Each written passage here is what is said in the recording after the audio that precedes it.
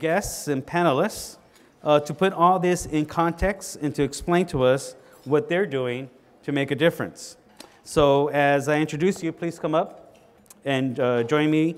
First, we'll start with my friend Daniel Garza, who began his career as a congressional staff assistant for U.S. Congressman Richard Doc Hastings.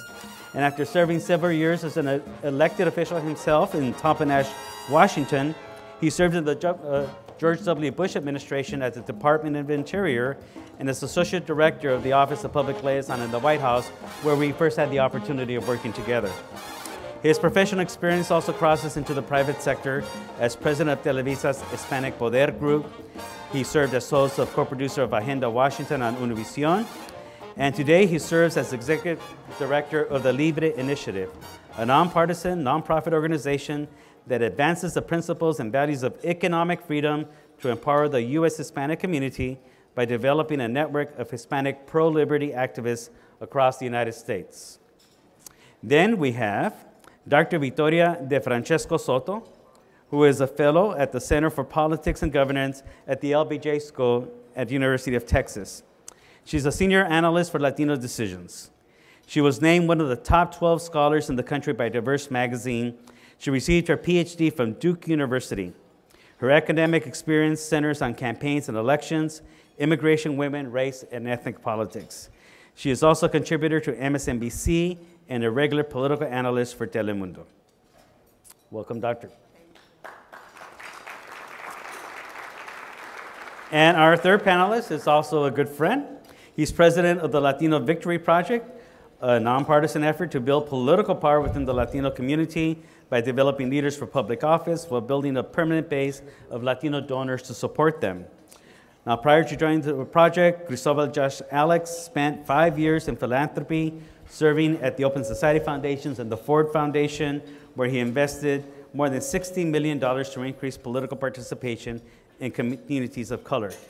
Most recently, Cristobal was named by Washington Life magazine as one of DC's most influential leaders under 40, which is quite a feat given that he only moved to DC about 3 months ago. Small town. It's a small town. Okay, so please welcome Cristobal, Josh Alex, and all three of our panelists. Thank you. So let's start with Dr. DeFrancesco SOTO.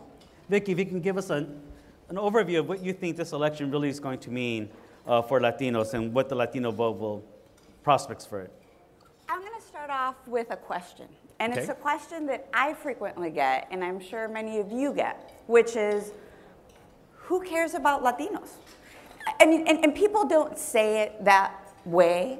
It usually comes about in terms of, oh yeah, Latinos are the fastest growing population, but they're punching below their weight.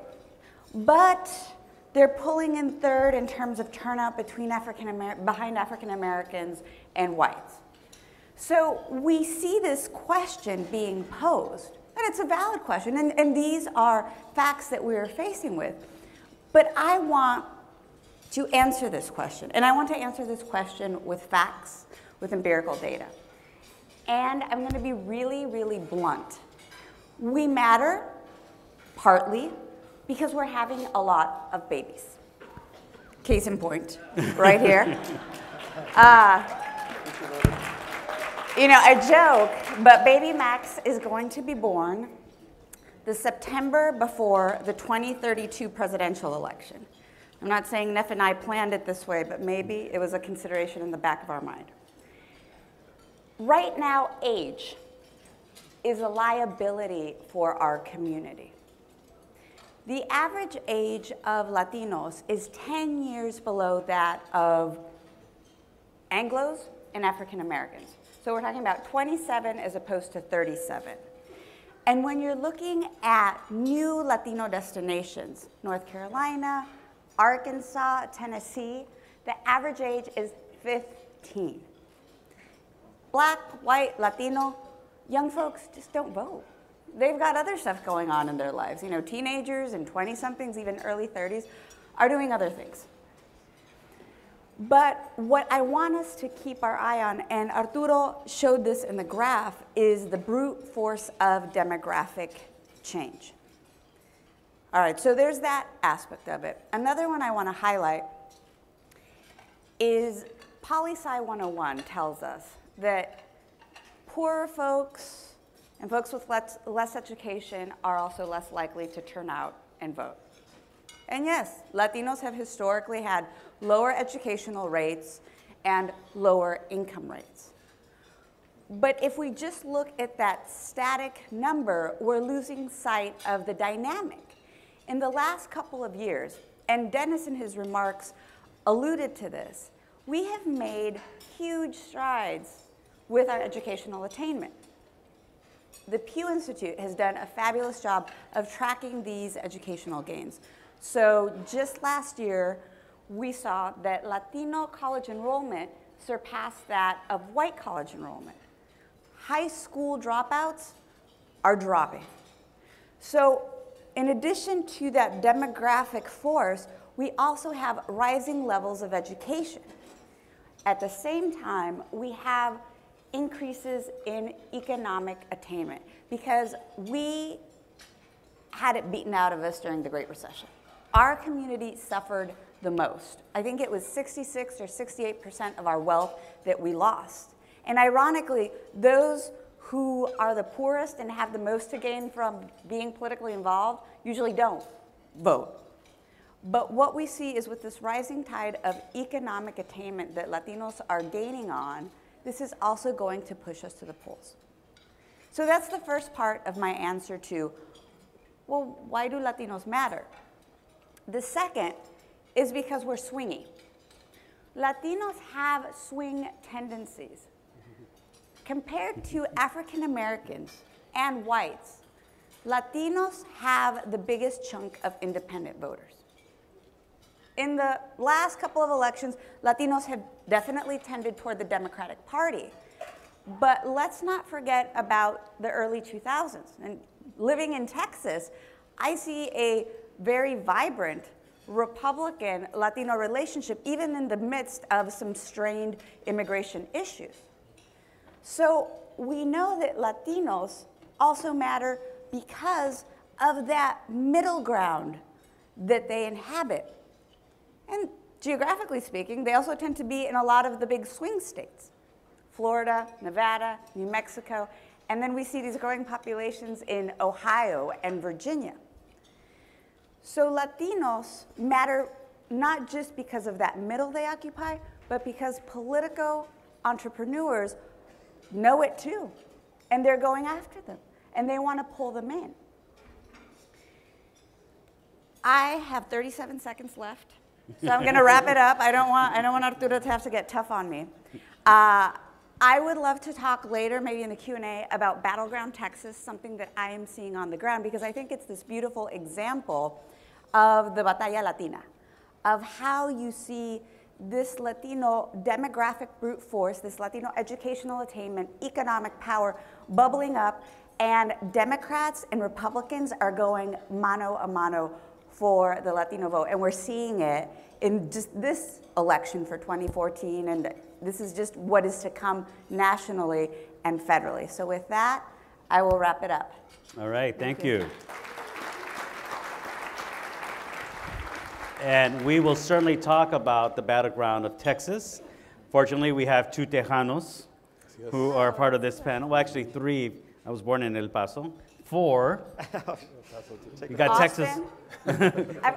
Texan by marriage. Texan by marriage, all right. So, Daniel, the Leave It Initiative. Yes. You're obviously coming at this from a perspective of reaching conservative Latino voters and growing the electorate.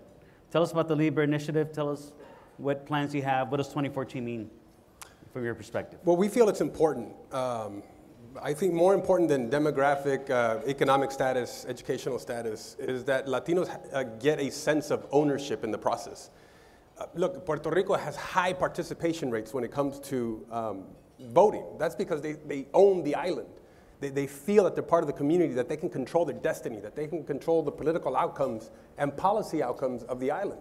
And so we need to create the sort of the same environment, the same feel here. And the LIBRE initiative does that. We engage Latinos by talking about market principles, by talking about the virtues of capitalism, of free market, of rule of law, of why we should have a limited government and check the power of those who would govern us. That this remain a country of the people, by the people, and for the people. And so by doing that, by engaging in churches, in chamber of commerces, in colleges and universities, wherever Latinos congregate and meet, we feel that we can engage folks and do that kind of proper outreach to get Latinos to come out and vote and, in fact, control the destiny of their political outcomes and policy outcomes.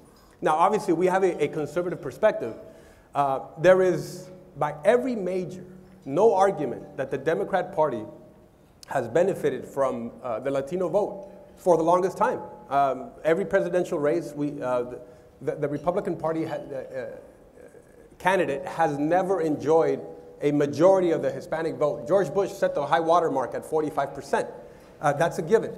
Look, I think what's important here is that we understand that this has been a conversation within the Latino community that has been dominated by the left. To their credit, folks on the left have engaged, have outreached, have been in the communities, have seen the value of the growing demographic that you so eloquently spoke of in the Latino community, and they've capitalized on that by sending resources and people and engaging the Latino vote.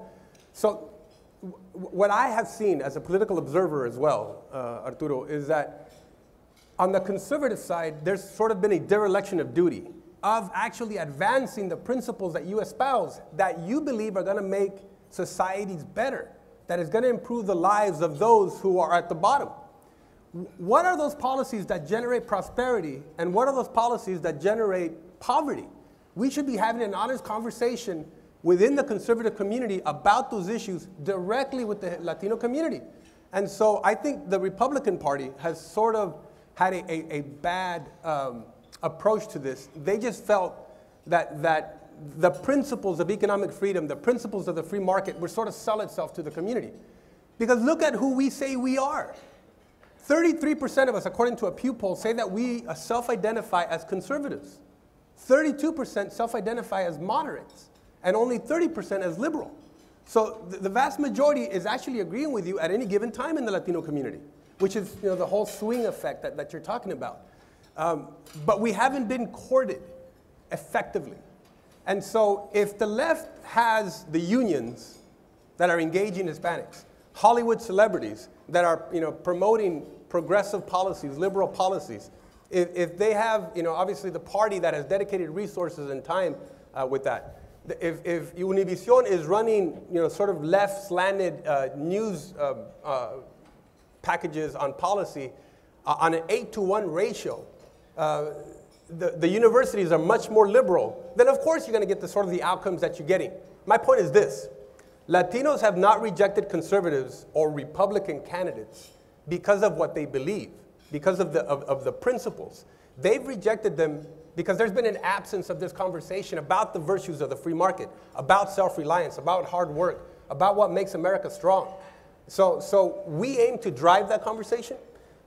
Even I think in a state like Texas, where 44% self-identify as Democrats and only 16% self-identify as Republican, there are massive gains to be made by conservative candidates, because I think there's been so much open field, for the Democrats for so long, that now as conservatives who engage, Susana Martinez, Brian Sandoval, Marco Rubio, Ted Cruz, all Hispanics who went up to the highest offices in the Republican Party based on Republican votes.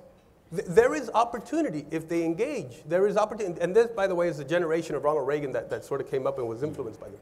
So I'll wrap up by saying that the conversation needs to be driven by the Republican Party, by conservative candidates, and they actually stand to gain much more than I think the Democrat Party, because they are so far behind that if they actually increase the percentages just a little bit, they stand to gain a lot from the Latino community, which of course makes us powerful. Thank you. Now, do me a favor and pass this down over there to our friend Cristobal. And you've noticed I've separated them by the pregnant woman. They can't cross this line. Which probably is a good time to remind us all that, what makes NALEO a special forum is the expression of everybody's perspectives and ideas, respecting all of them, but also engaging and challenging each other. Cristobal, now you have the floor. Cristobal, if I could just say, I want to thank Cristobal because he lent me his jacket. My luggage didn't come in yesterday, and so that's bipartisanship, folks. Yeah. That's right. Yes, thank you. We may have different ideas about politics, but at the end of the day, we're all Latinos. We're the same comunidad. We've got to work together and find ways to get it done. And I want to talk just for a few minutes and turn back, if I could go to the PowerPoint here, going back to the question about values and what brings us together. And I will start with a very personal story. Like a lot of folks here in this room, and Danielle and others, many of us have come from families of immigrants. My parents came to this country, like many of your parents, with very little in search of the American dream. This is a picture of my grandfather in his bracero papers. And my mom, migrant farm worker, did everything she could so that my brother Richie and I would have the chances that she didn't have. She didn't get past 9th grade because she was working in the fields. But by the time that my brother Richie and I came around, she had settled a family in El Paso. Did everything she could, including work 3 jobs, so Richie and I could have the chance that she didn't have. Now, my brother, Richie, always wanted to be president. My mom said, if you guys put your heart and mind to it, you could achieve whatever you want to achieve. And Richie said he wanted to be president of the United States. Richie is autistic. He'll never be president, he knows that. But he cherishes his right to vote. He votes every single election cycle. He knows voting is his voice.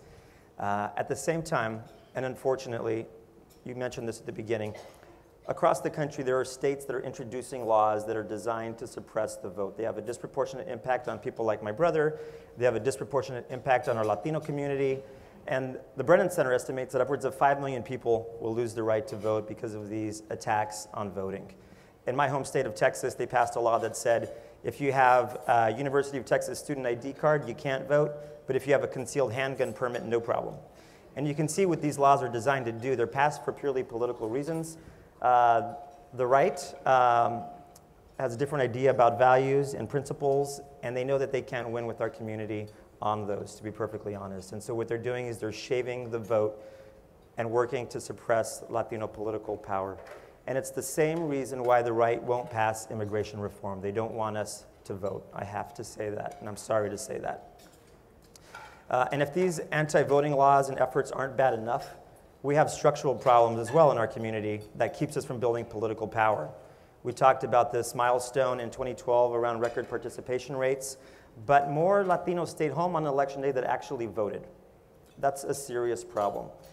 And as a result of this lack in political participation, we have a dearth of Latino elected officials. This room should be a lot bigger.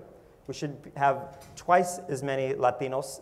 With a country of 53 million and only 28 representatives in Congress, we should have twice or more than that. It's much worse for Latinas, where we make up less than 2% of all electeds in the country.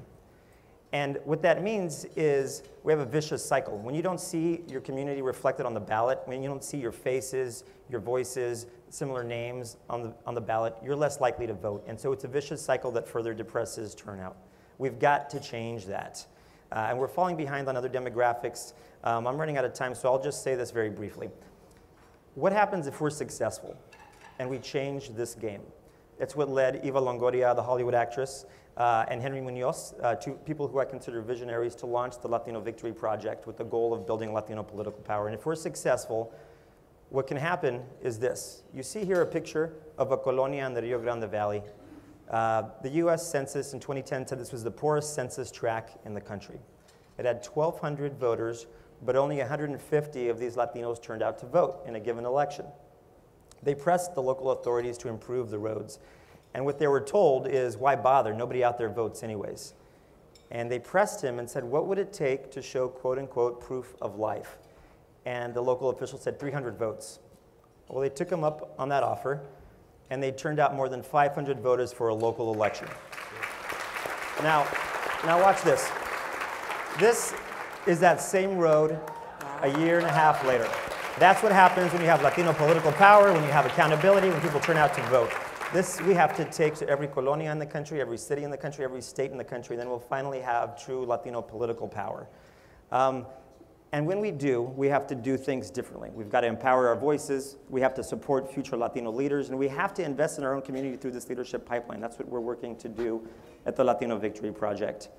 And when we're successful, Latino values, which are American values, will be reflected in the policies that drive our country forward. And what those values are clean air and water, because Latinos score at the top of the charts when it comes to the environment, believe it or not.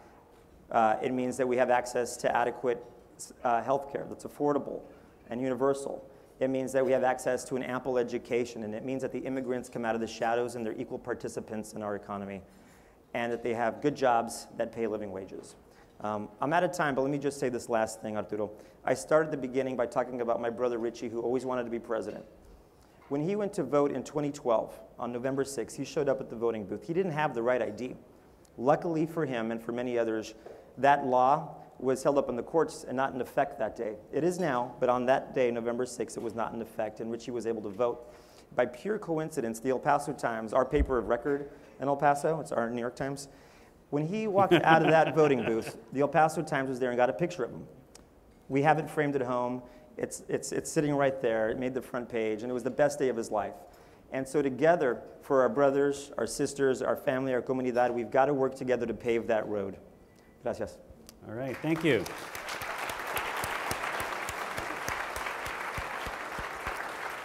Okay, so we have a little bit of time to get into this and peel back the skin on the onion. I'm going to throw it first to Dr. DeFrancesco SOTO.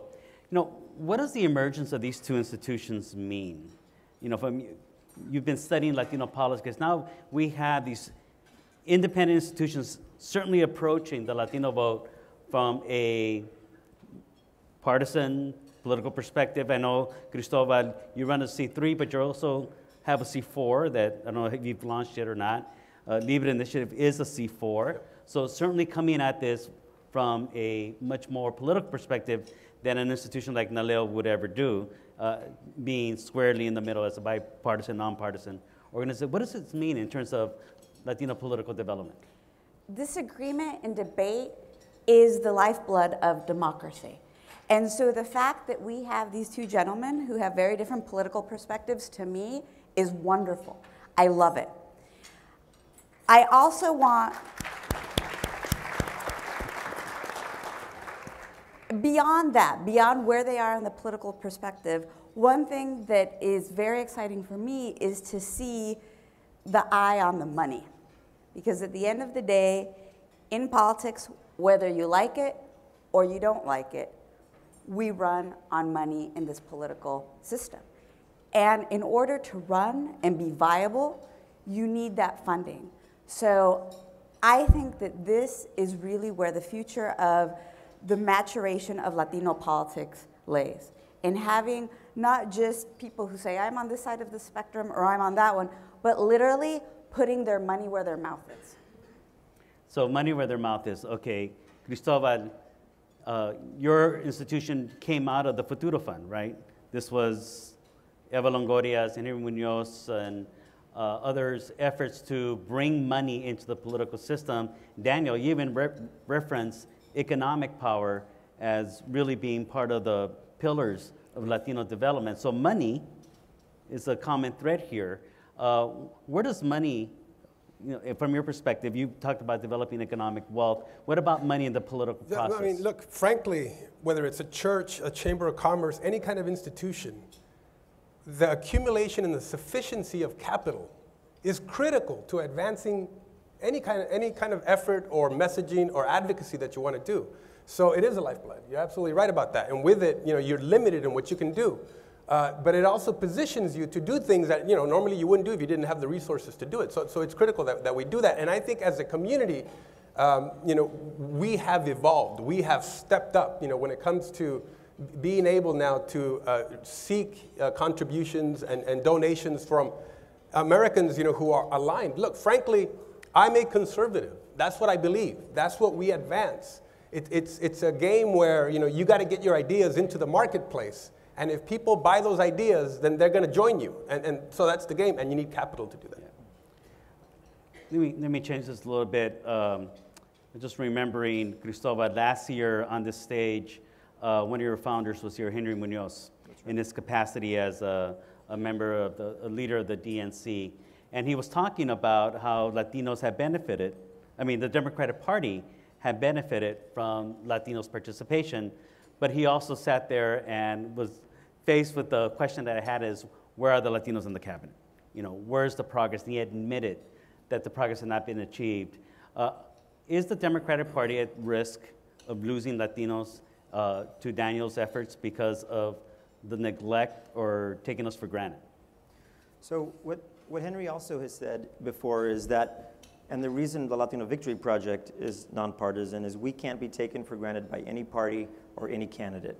We've got to build our own power. If we're the future of this country, then we have to take that future in our own hands and get it done ourselves. That's also connected to this money question. I think it's so important that we talk about that because our community is not used to talking about this question.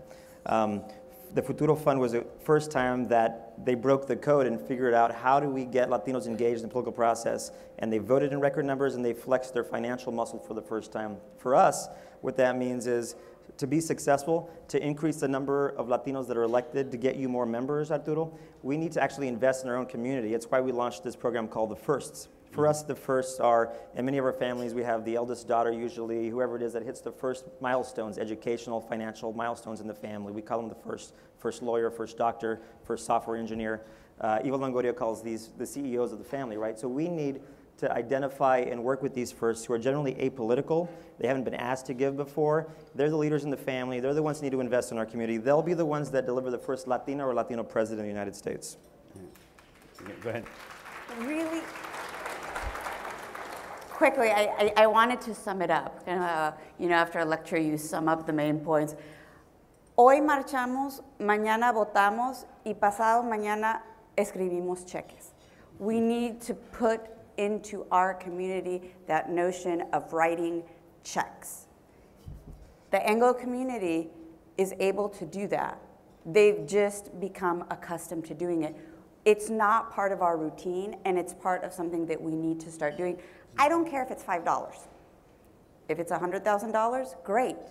But it starts with the routine. And we know from political research that once you do something, you're more likely to just keep doing it over and over again. So I think your organizations are really critical in starting that tradition of money giving.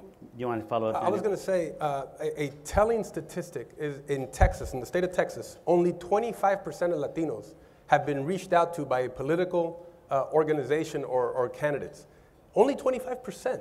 I mean, it's no wonder that only 38% is the turnout rate for Texans, while in Florida, it's 62% for Latinos. So, I mean, you're seeing a disparity there in messaging, in folks, you know, getting the word, informing the electorate about the issues that matter to them, that is going to improve their societies, that is going to improve their families or their lot in life. So that's the effort that we're involved in, is to get our message into the communities. It is a marketplace of ideas, and yeah, money is critical.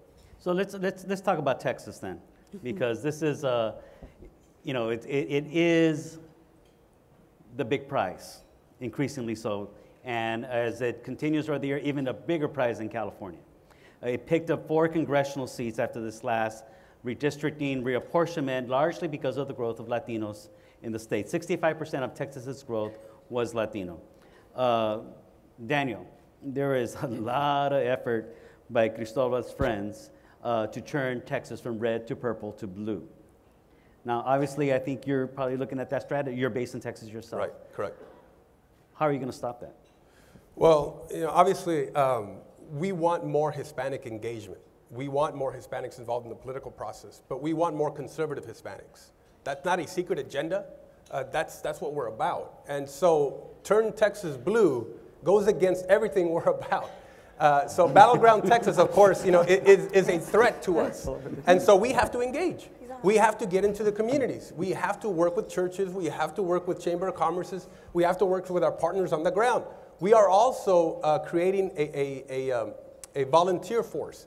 We're going to have about 3,000 folks that are going to be on the ground, you know, helping us to advance conservative principles, conservative ideas, talking about the marketplace, talking about limited government, these kind of things. We're already well on our way to enlisting those folks who are already helping us. We have offices and staff already in Dallas, in Houston, in South Texas, and in San Antonio. So that's what it's all about. It's engagement. And I think at the same time, it's an opportunity to also engage our young, and get them involved in the political process at a certain age where they can begin to see the political process from the inside. For far too long, the Latino community was on the outside looking in. And I think that's why, y todo mis respetos a la comunidad latina, back in the 60s and the 70s, we had to march. We had to protest. We had to have our fist in the air, because that's all we had. And so it was uncouth. It was uncomfortable to do that, but that's the only solutions that we had. Now we're on the inside. This is a new generation that is much more sophisticated, that is now in the congressional staff offices, in the state legislatures, in high elected offices. Let's use those resources and let's drive the conversation, both on the left and on the right. And now let's play that game. We'll come back to that, because there are a lot of Latinos right now still marching in the streets, yes, and still holding sit-ins, and we'll get into the immigration topic in a second. But Cristobal, to you, are there really realistic prospects of a blue Texas? There's no doubt that Latinos in Texas are going to build Latino political power, and that it's going to change the course of this country. It's just a matter of when. For us, we're taking the long view. We're a startup organization, but with an eye on 2020. Because in 2020, you have some things that rarely happen at the same time, which is a presidential election, census, followed by redistricting, and Latino majorities in the two biggest states, California and Texas.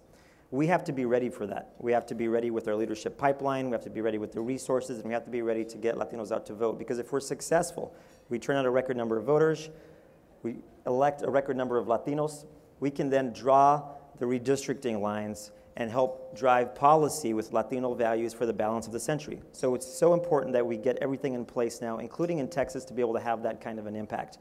Now, I have to take, I have to point this out. At first, I like Daniel. I think he's a nice guy. He's got a nice jacket. He's honest. He has the nicest jacket in the building. And I think he's honest. I really do. And I think what he said is accurate. I think the firm that he's hired to do his ads that are actually attacking Latino candidates, we have so few, and I don't like to see LIBRE Initiative with Koch brothers money attack Latino candidates that are champions for things like immigration. That bothers me. But he's honest, but his ads are not. And the reason I point this out is we have a couple of people in Texas that can change that state starting now. We've got Pete Gallego in the Rio Grande Valley area from San Antonio over towards El Paso, who's an incumbent who's really put his neck out there for immigration and for Latinos under attack. We've got Leticia Van de Putte in Texas, who would be the first Latina statewide elected lieutenant governor. She's a rising star, and we've got other rising stars across the country, but I would just like to ask you to hold your fire on our Latino candidates. Well, with Cristobal, what Cristobal is saying is an old tactic to demonize the messenger. And so, what happens is he says it as if the left doesn't play politics either, as if the left doesn't message, to position their positions or their ideas. Look, everything that we do is fact-checked. Everything that we do, we have to stand by it. Everything that we do has to be ethical, and it has to be above board. And so, it's a game of let's have this conversation, and we're going to have that conversation, and we're not going to back down. Because it's not about Pete Gallego. It's about Pete Gallego's ideas. We don't want centralized government. We don't want collectivism. We don't want liberal policies that lean more towards dependency instead of self-reliance. We don't want bigger government. That's the idea, the battle that we're having. And so let's have that conversation. But I'm not going to play the game of, no, I'm going to back away from Latino candidates when their ideas are not good for the country. And in fact, I believe strongly that conservative principles are what is better for our community. And I will drive that conversation regardless of the sentiments just expressed by Cristobal. Thank you. All right. Express those sentiments towards non-Latino candidates. There's probably a lot of other candidates that don't reflect the values that you want to see that you could be going after. That's what I'm saying. And if you think about folks like in Florida with Representative Garcia that are doing just a tremendous job for our community, to go after them, I think I don't think it's right. Yeah. I want to get into the issue of immigration now. And Vicky, I want to start with you. If you can give us some background. In your capacity working with Latino Decisions, you've been doing some I think, really excellent polling of the Latino electorate and Latinos overall about this issue, and seeing this issue really rise on the agenda of Latino voters, which is something we haven't seen before. It's been an important issue for the community, but not for the Latinos who show up at the polls until more recently. Yes. Right? So talk to us about that, and then we're going to go to our two friends here to see what it all means. So immigration, and Arturo, you mentioned this at the very beginning of your comments, is not the all-encompassing issue for Latinos. We care about education, we care about income. However, what immigration has become is a gateway issue for Latinos. Because what we have seen is that Latinos in the middle, moderate conservatives, are pushing back against the tenor of the rhetoric toward immigration. So even though it may not tangibly affect them, their second, third, fourth, fifth generation, they are moving away from those candidates who speak of immigration in such a way. So, you know, my little shortcut for thinking about what's the effect of immigration on politics, it's a gateway issue. And the Republican Party is split down the middle. There's the George W. Bush school of thought that back in the 1990s got it and said, you know what?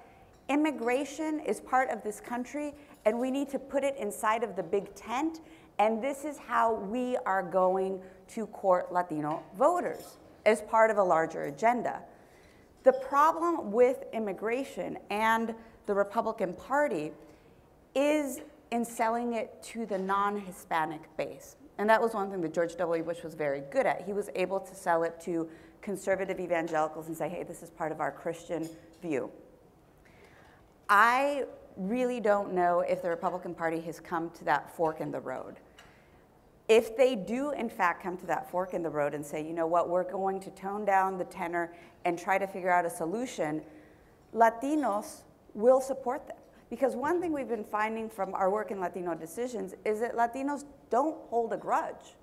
We ask in survey after survey, if the GOP were to turn strategy and embrace immigration reform, and not even necessarily a comprehensive, but just some sort of substantive immigration reform, Latinos say, hey, I'd give the GOP a shot. We're talking about 40 to 50% of Latinos.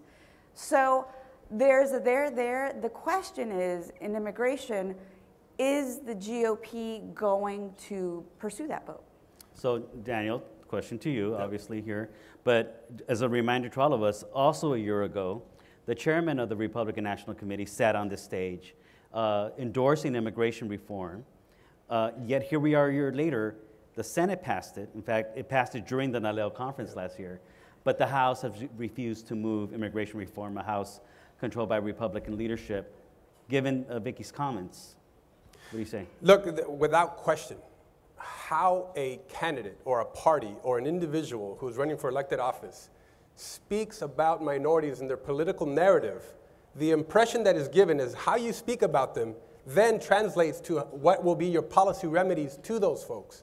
And so, you know, the Republican Party has not done a good job on that when it comes to immigration. That's absolutely right. And so, but that doesn't mean that Hispanics should run away from the Republican Party. That means we should flood it and change it from within, which is what we're doing. You know, we want to have that conversation within the conservative movement to say, hey, immigration is positive for America.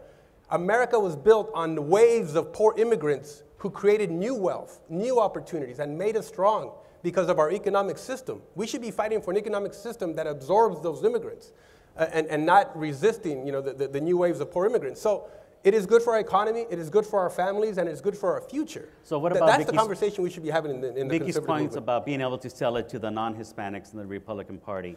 How do you do Well, that? we've been involved in that. You know, I've been invited by Tea Parties, the Scottsdale Tea Party. I was in front of them, you know, driving immigration reform. For us, optimum, our preference is to have a pathway to citizenship. I'll state that publicly. We are for that. But we also understand the political realities of things and that the Democratic Party doesn't get to define what immigration reform is. It needs to be both the Republican Party and the Democratic Party in a true bipartisan spirit and then fixing their differences. While the Republican Party wants a visa reform, legalization, the Democrat Party, because of pure political interest, wants to, of course, get a path to citizenship because the votes are there. As of this moment, I don't fear that. I fear that if we can inform the Hispanic community with conservative principles, that we can win a lot of those percentages back. But anyways, the point is, they need to come to the middle and reconcile those differences, and we want to be a bridge to that. And hopefully, we can work together to make that happen and do what's best for our community. I said at the beginning that the reason the right doesn't pass immigration reform is because they don't want us to vote. Now, when you look at these conservative principles that you espouse... Is that why Obama didn't pass it in his first 2 years? He worked hard, I think, and he worked hard, and we've got a bill now that won't pass because the right is not going to let it pass. And the way we build political power this year... But if you're accusing the Republican Party for not advancing immigration reform, can you do the same to Obama? Let me finish this point, and we'll come back to you. All right. And maybe we can work together on this, because here's what we have to do to build political power, which is hold these folks accountable.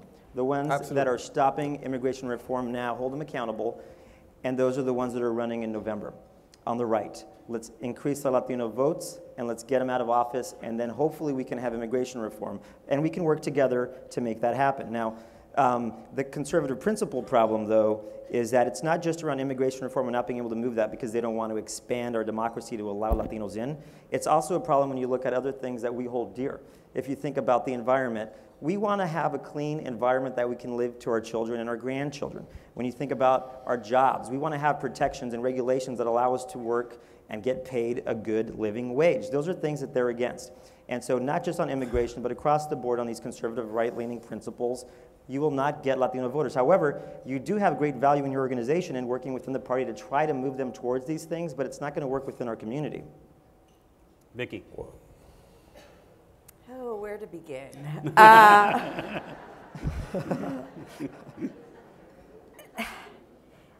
What has happened with regards to immigration has been, as these two gentlemen pointed out, a stalemate. It's a stalemate that we're seeing at the federal level between the executive and Congress. And I fear that it's not going to budge in the short term, namely the next 2 to 3 years.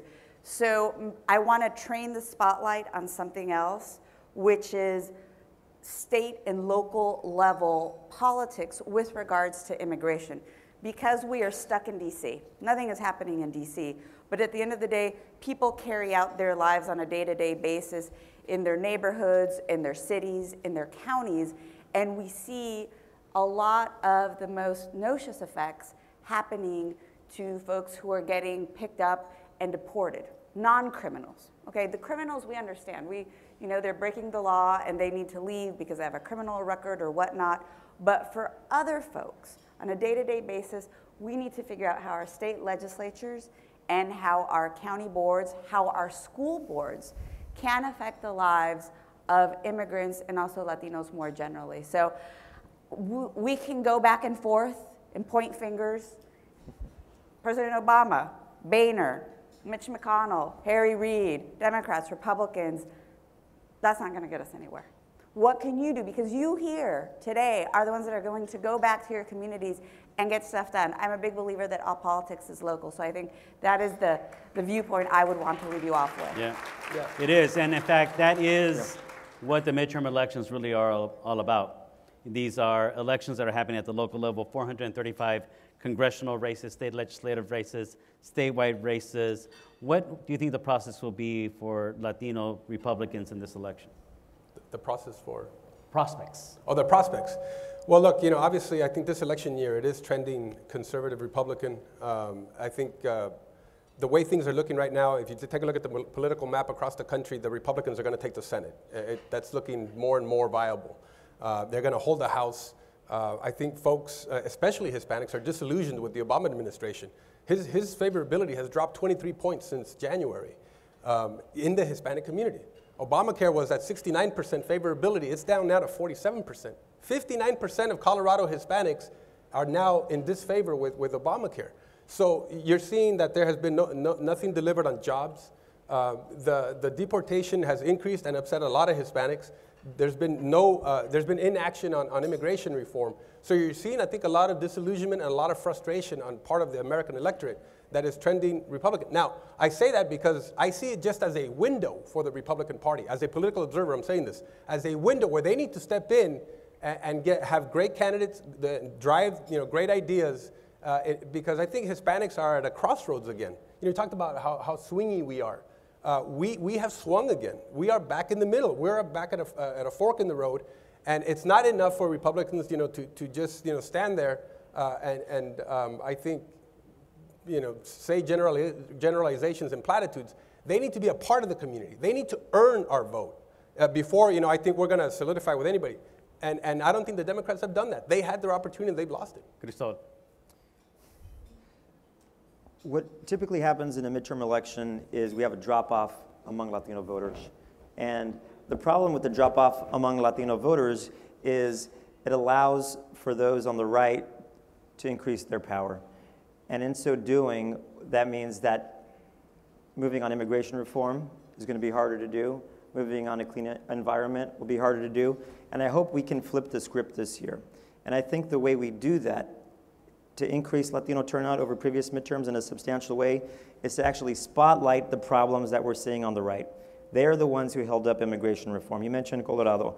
I think that's the perfect example of a state where if we springboard from the anti-immigrant positions into getting Latinos out to vote, we can remove an obstacle, Representative Kaufman, and we can thwart someone who's anti-immigrant who's running for Senate, Gardner, from taking positions. Now, we're in California, and something special happened here with Prop 187.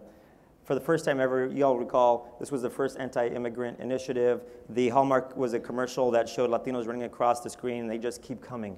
It passed easily, but it sparked a revolution for Latinos in California. They registered, they turned out in record numbers. Now you won't see that happen here. It changed the state forever, and I think we can use what's happened right now with the right holding up immigration reform to springboard into success for Latino communities across the country.